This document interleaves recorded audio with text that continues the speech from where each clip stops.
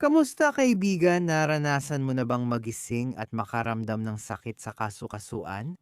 Yung pakiramdam na ayaw sumunod ng katawan mo, lalo na kapag bumabangon ka sa kama o umaakyat ng hagdan. Alam ko kung gaano ito kainis dahil naranasan ko rin. Matagal kong tiniis ang pananakit ng kasukasuan na parang humahad lang sa araw-araw kong galaw. Heto ang magandang balita. Natuklasan ko na may kamanghamanghang solusyon ang kalikasan para mapanatiling malusog at walang sakit ang ating mga kasukasuan. Ngayon, ibabahagi ko sa iyo ang paglalakbay na labis nagbago sa buhay ko. Ikukuwento ko sa iyo ang 5 halamang gamot na nagpanatili sa aking malusog ng maraming taon. Hindi ako tumutukoy sa mga milagrosong solusyon na bigla-bigla lang, kundi sa mga natural na gamot na talagang epektibo kapag ginamit ng tama at tuloy-tuloy. Kaya manatili ka sa akin hanggang sa dulo dahil sigurado akong makakatulong ng malaki ang mga impormasyong ito sa iyong buhay. Ganun din, bago natin talakayin ang mga halamang gamot, ipapaliwanag ko muna kung paano gumagana ang kasukasuan at bakit mahalaga ang flexibility. Tunay na obra ang mga ito ng natural na inhenyeriya. Nabubuo ang mga ito sa pagsasanib ng dalawa o higit pang buto at pinoprotektahan ng kartilago na nagsisilbing cushion sa impact. Lahat ito ay nababalutan ng lamad na gumagawa ng likidong sinovial na nagsisilbing pampadulas. Parang langis ito sa makina ng katawan natin, di ba? Kapag ang pagkakaisa ay nasira dahil sa pamamaga, sira sa kartilago, o kulang sa likidong sinovial, nagsisimula tayong makaramdam ng sakit, paninigas, at limitadong paggalaw. Hindi ito biro dahil naaapektuhan nito lahat ng ginagawa natin. Mula sa pagbukas ng garapon ng atsara hanggang sa mas mahirap na gawain gaya ng pag-ehersisyo o paglalaro kasama ang mga apo. Nakakabahala ang datos sa pananakit ng kasukasuan. Ayon sa pag-aaral, mahigit 60% ng adultong lagpas 30 anyos ay nakaranas ng pananakit ng kasukasuan at tumataas pa ito habang tumatanda. Mahalagang tandaan, hindi mo kailangang tanggapin ito bilang bahagi ng pagtanda. May mga natural at epektibong paraan para alagaan ang iyong mga kasukasuan. Ngayon kilalanin natin ang ating unang kasukasuan, ang kurkuma laban sa pananakit. Malamang nakita mo na ang dilaw gintong pulbos na ito sa kusina. Pero baka hindi mo alam na isa ito sa pinakamalakas na natural na anti-inflamatoryo sa mundo. Ang kurkuma ay may taglay na aktibong sangkap na tinatawag na kurkumina, na siyang responsable hindi lang sa kakaibang kulay nito, kundi pati na rin sa mga benepisyo nitong panggamot. Ang kurkumina ay gumagana sa pamamagitan ng pagharang sa mga enzyme na nagdudulot ng pamamaga sa ating katawan. Parang natural na bombero ito na pumapatay sa sanhi ng pamamaga at sakit sa kasukasuan. Maraming siyentipikong pag-aaral na ang nagpatunay sa bisa ng luyang dilaw, ayon sa isang pag-aaral na inilathala sa Journal of Medicinal Food. Ang mga pasyenteng may arthritis na uminom ng luyang dilaw sa loob ng 8 linggo ay nag-ulat ng malaking pagbaba ng sakit at pagbuti ng kilos. Para epektibong magamit ang luyang dilaw, inirerekomenda ang 501,000 mg ng curcumin kada araw. Pero narito ang isang mahalagang tip. Laging inumin ito kasama ng kaunting paminta. Dahil ang piperinin na nasa paminta ay nagpapataas ng pagsipsip ng curcumin sa ating katawan ng hanggang 2,000%. Gumawa ng tsaa sa pamamagitan ng paghalo ng 1 kutsaritang luyang dilaw na pulbos, maligamgam na tubig, pulot, at kaunting paminta. Ang pangalawa nating halamang gamot ay ang luya. Isang ugat na kilala sa lutuing Pilipino at may kamanghamanghang benepisyong medikal. Ang luya ay may mga aktibong sangkap na tinatawag na gingerol na may malalakas na katangiang panlaban sa pamamaga. Ang nakakatuwa ay gumagana ang luya sa ibang paraan kumpara sa luyang dilaw. Kaya kapag pinagsama natin ang dalawa, nakakamit natin ang isang kamanghamanghang pinagsamang epekto. Matagal nang gamit ang luya sa tradisyonal na medisina, lalo na sa Asya, sa loob ng mahigit 5,000 taon. Tumutulong ito sa pamamaga at pinapabuti ang sirkulasyon ng dugo, mahalaga para sa kalusugan ng kasukasuan. Kung maayos ang sirkulasyon, mas maraming nutrisyon at oksiheno ang natatanggap ng tissue, kaya mas mabilis ang paggaling at pananatili ng kalusugan. Isa sa pinakamasarap na paraan ng pag-inom ng luya ay sa paggawa ng tsa. Magkayod ng mga 2 kutsara ng sariwang luya. Pakuluan sa 2 tasa ng tubig ng 10 minuto sa lain at lagyan ng pulot. Uminom ng hanggang 3 tasa araw-araw. Isa pang opsyon ay ang pagdagdag ng sariwang luya sa iyong mga juice, bitamina, o kahit sa iyong mga pagkain. Bagay na bagay ang luya sa isda, manok, at ginisang gulay. Ngayon, gusto kong ipakilala sa iyo ang isang halamang gamot na maaaring hindi mo pa gaanong kilala, pero tunay na makapangyarihan pagdating sa kalusugan ng kasukasuan. Ang Boswellia. Ang punong ito ay tumutubo sa India at Africa at ang dagta ay matagal nang gamit sa Ayurvedic na medisina. Ang mga boswellic acid sa Boswellia ay may malakas at espesipikong aksyon laban sa pamamaga ng kasukasuan. Special ang Boswellia dahil kakaiba ang paraan nito ng pag-atake sa pamamaga kumpara sa ibang halamang gamot. Pinipigilan nito ang isang partikular na enzyme na tinatawag na 5-lipoxygenase na direktang kasangkot sa paggawa ng mga compound na nagdudulot ng pamamaga sa ating mga kasukasuan. Parang direkta nitong tinatarget ang ugat ng problema. Ipinakita ng clinical na pag-aaral ang magagandang resulta ng Boswellia sa isang pananaliksik sa International Journal of Medical Sciences.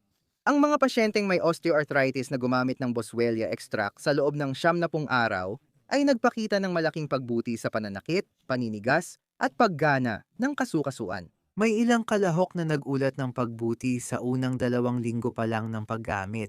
Ang rekomendadong dosis ng Boswellia ay 300. 400 mg ng extract, 2-3 beses araw-araw. Mahalagang humanap ng mga extract na naglalaman ng hindi bababa sa 60% ng boswellic acids upang matiyak ang bisa. Isang tip para sa kaligtasan. Kung umiinom ka ng mga gamot na pampalabnaw ng dugo, kumonsulta muna sa iyong doktor bago gumamit ng Boswellia dahil maaari nitong palakasin ang epekto ng mga ito. Ang ating ika-4 na kakampi ay ang moringa, isang punong kahoy na nagmula sa India na tinatawag na puno ng buhay dahil sa kamanghamanghang nutrisyon nito. Itinuturing ang moringa bilang isang superfood dahil naglalaman ito ng mahigit 70 iba't ibang nutrisyon kabilang ang lahat ng essential amino acids, vitamina A, C at iba't ibang B-complex, calcium, iron, potassium at magnesium. Pero ang mahalaga sa atin dito ay ang mga anti-inflamasyon na sangkap nito. Ang moringa ay naglalaman ng isothiocyanates na mga compound na may malalakas na katangiang anti-inflamasyon. Bukod dito, ang mataas na konsentrasyon ng antioxidants ay tumutulong labanan ang oxidative stress na sanhi ng pagkasira ng kasukasuan. Mahalaga rin ang calcium at magnesium sa moringa para sa kalusugan ng buto at kalamnan. Ipinapakita ng mga bagong pag-aaral na ang moringa ay maaaring kasing epektibo ng ilang synthetic na anti-inflammatory, ngunit wala itong hindi kanais-nais na side effects. Ayon sa Journal of Food Science and Technology, ipinakita ng extract ng dahon ng moringa ang makabuluhang anti-inflammatory na epekto sa mga modelo ng arthritis. Maaari mong makita ang moringa sa anyong pulbos na isang praktikal na paraan ng pag-inom nito. Magsimula sa 1 kutsarita araw-araw, ihalo sa juice, bitamina, yogurt o budburan sa salad. Banayad ang lasa nito, medyo kahawig ng spinach. Maaari ka ring makahanap ng moringa sa kapsula na nagpapadali sa pare-parehong pag-inom. Panghuli, mayroon tayong unha de gato, isang gumagapang na halamang katutubo sa Amazon na matagal nang ginagamit ng mga katutubong populasyon sa Timog Amerika. Ang siyentipikong pangalan nito ay Uncaria tomentosa at tinawag itong unha de gato dahil sa mga hubog nitong tinik na kahawig ng kuko ng pusa sa mga baging nito. Ang unha de gato ay espesyal dahil lumalaban ito sa pamamaga at tumutulong mag-modulate ng immune system. Mahalaga ito dahil maraming problema sa kasukasuan ay may kasamang autoimmune na bahagi, kung saan ang sarili nating depensa ng katawan ay umaatake sa ating mga kasukasuan. Ang unha de gato ay may alkaloid na tumutulong magbalanse ng immune system. Pinatunayan ng mga klinikal na pag-aaral ang bisa ng unha de gato sa mga kasukasuan, ayon sa pananaliksik sa Journal na Inflammation Research. Ang mga pasyenteng may rheumatoid arthritis na gumamit ng unha de gato sa loob ng 24 na linggo ay nakaranas ng malaking pagbaba ng pananakit at pamamaga ng kasukasuan. Ang nakakatuwa, nagpatuloy pa rin ang mga benepisyo kahit natapos na ang gamutan. Para sa ligtas na paggamit ng unha de gato, ang rekomendadong dosis ay 20 mg ng standard extract kada araw. Mahalagang magsimula sa mas mababang dosis at unti-unting dagdagan para makapag-adjust ang iyong katawan. Isang mahalagang paalala, ang unha de gato ay maaaring magkaroon ng interaksyon sa mga gamot na immunosuppressant. Kaya kung gumagamit ka ng ganitong uri ng gamot, mahalagang kumonsulta muna sa iyong doktor. Ngayon na alam mo na ang 5 makapangyarihang halamang gamot, ikukuwento ko naman ang mas interesante, ang kapangyarihan ng kombinasyon. Kapag pinagsabay natin ang mga halamang gamot, nagtutulungan sila at mas lumalakas ang epekto. Parang bumubuo ka ng koponan na bawat miyembro may espesyal na kakayahan, pero mas lumalakas sila kapag nagsama-sama. Paborito kong kombinasyon ang luyang dilaw, luya, at pamintang itim.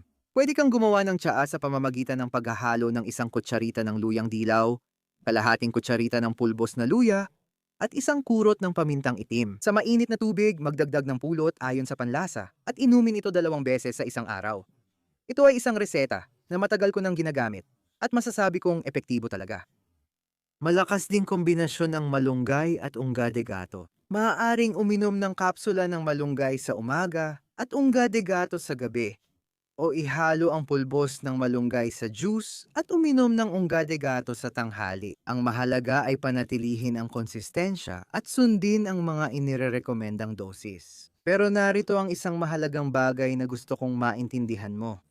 Bahagi ang mga halamang ito ng holistikong paraan sa kalusugan ng kasukasuan. Mas epektibo ang mga ito kapag sinamahan ng mga pagbabago sa pamumuhay na sumusuporta sa pangkalahatang kalusugan ng iyong katawan.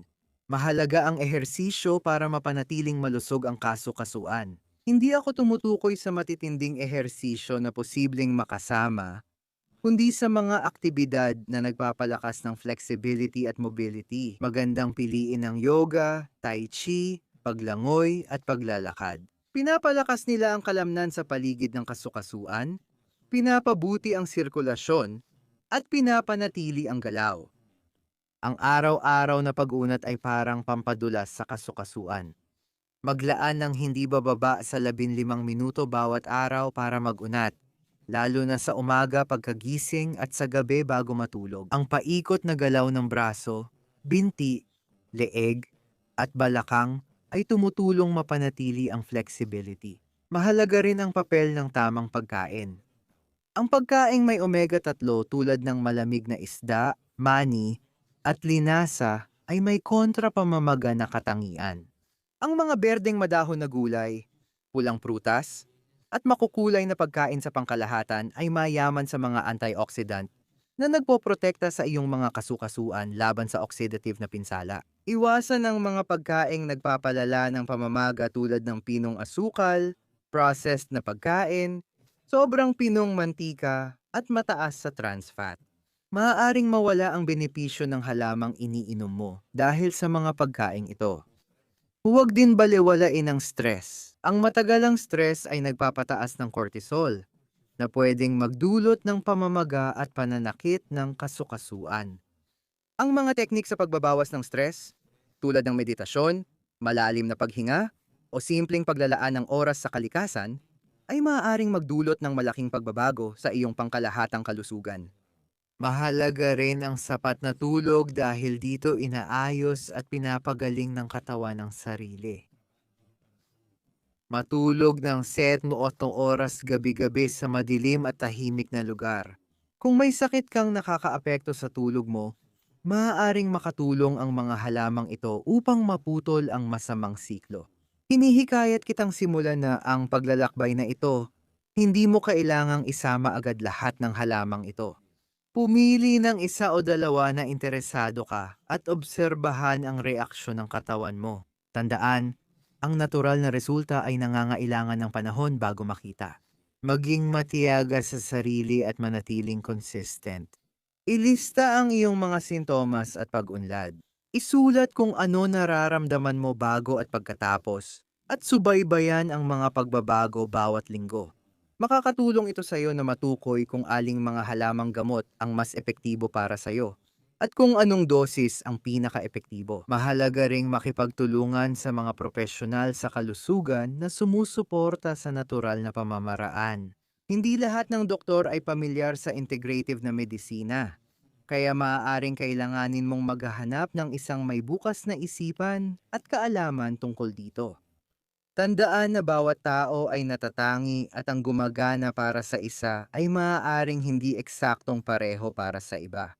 Hindi ibig sabihin na hindi epektibo ang halamang gamot, kundi kailangan mo lang hanapin ang tamang kombinasyon at dosis para sa katawan mo. Maging investigador ng sarili mong kalusugan. Nais kong iwan sa iyo ang huling pagninilay sa paglalakbay tungo sa buhay na walang pananakit ng kasukasuan. Nang simulan kong gamitin ang mga halamang gamot ilang taon na ang nakalipas, hindi ko inasahan ang laki ng epekto nila sa buhay ko. Ngayon, nagigising akong walang sakit, nagagawa ko ang gusto kong aktibidad, at balik ang enerhiya at siglang matagal kong nawala. Ang 5 halamang gamot na ibinahagi ko ay biyaya ng kalikasan na nakakatulong ibalik ang pagkilos, pag-angkop, at kalidad ng buhay. Ang luyang dilaw na may makapangyarihang curcumin, ang luya na may mga gingerol na nakagagaling, ang boswellia na may natatanging mga asido, ang moringa na may kumpletong nutrisyon, at ang kuko ng pusa na may mga katangiang nagpapabago ng immune system. Kapag pinagsama mo ang mga halamang ito sa tamang ehersisyo, anti-inflammatory na pagkain, tamang pamamahala ng stress, at sapat na tulog, lumilikha ka ng kapaligiran sa iyong katawan kung saan maaaring gumaling at manatiling malusog ang iyong mga kasukasuan.